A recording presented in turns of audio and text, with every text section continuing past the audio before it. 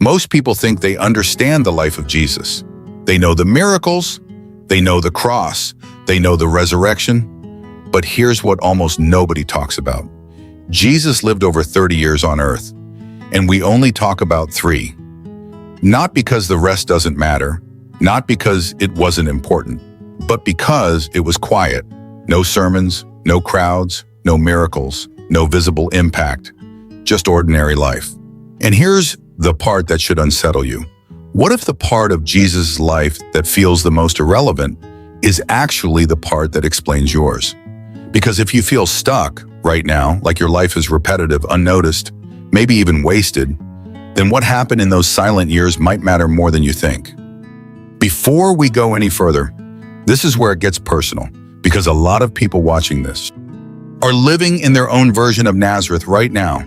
You wake up, you go to work, you handle responsibilities, you show up for people, and at the end of the day, nothing feels like it's moving. No breakthrough, no recognition, no clear sign that anything is changing. And if you're honest, you've probably asked, does this even matter?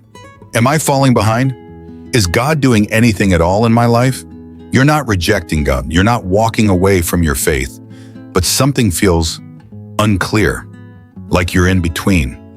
You start wondering if you missed something, if you took a wrong turn somewhere, if other people figured it out and you didn't. You see others moving forward, stepping into opportunities, clarity, direction, and you're still here.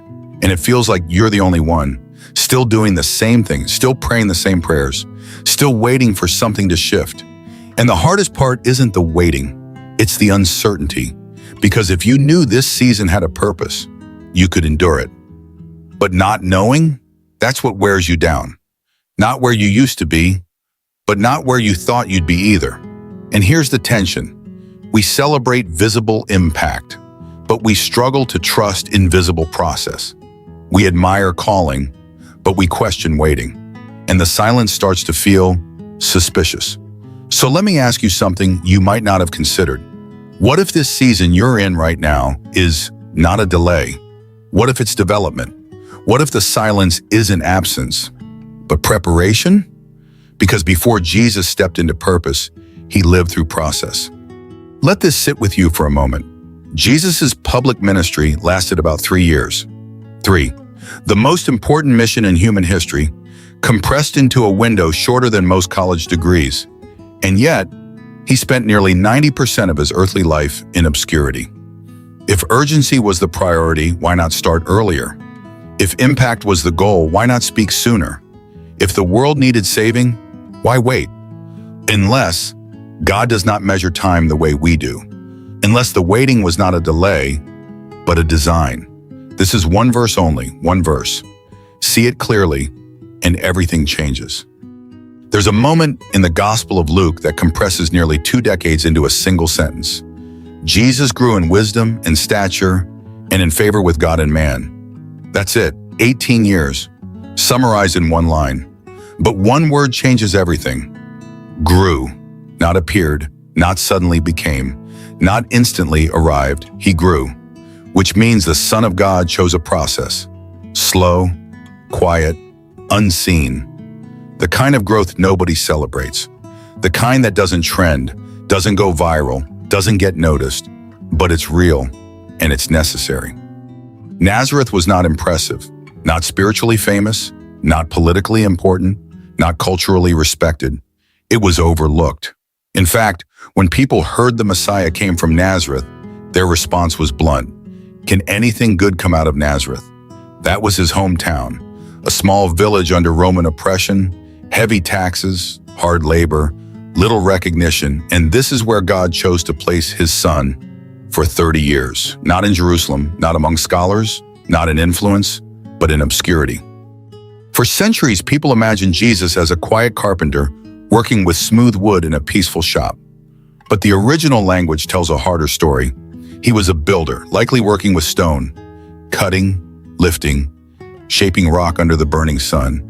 Day after day, year after year, dust filling his lungs, heat pressing against his skin, hands torn open, then hardened over time. The same hands that would heal the blind, Spent years doing work no one would remember. No applause, no audience, no visible impact. Just obedience in the ordinary. At some point, Joseph disappears from the story. Scripture doesn't describe the moment, but the absence is loud. By the time Jesus begins his ministry, Joseph is gone, which likely means this: Jesus became the provider.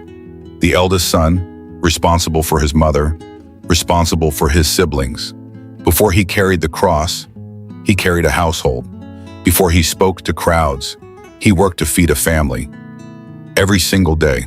This wasn't a distraction from his mission. This was part of it. Imagine the rhythm. Wake before sunrise. Pray. Work. Return home. Eat. Sleep.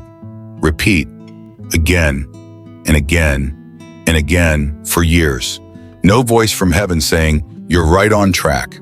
No visible sign that anything significant is happening, just silence. The kind of silence that makes people question everything. But here's what we miss. Silence is not empty. It's forming something. Here's the truth most people don't want to hear. Miracles reveal God's power, but hidden years reveal his process. Miracles are instant. Formation is slow. Character is not built in front of crowds. It's built where no one is watching. Faithfulness is not proven in big moments, but in repeated ordinary days that feel like nothing is changing. God did not rush Jesus into visibility. He prepared him in obscurity.